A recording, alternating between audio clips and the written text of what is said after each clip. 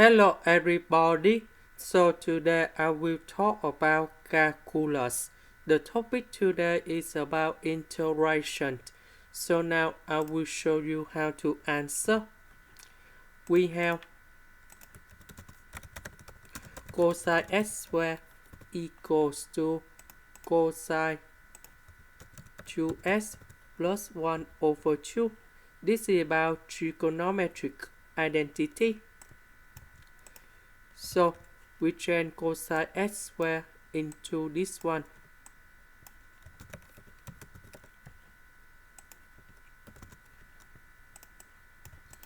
Next,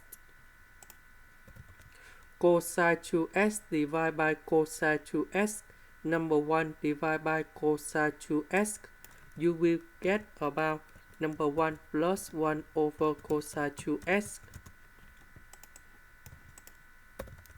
And this one, we change for secant of 2x. The integration of number 1, you will get about x.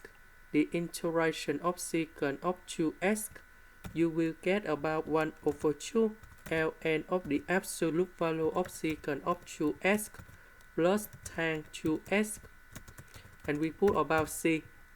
And this is the answer for the question.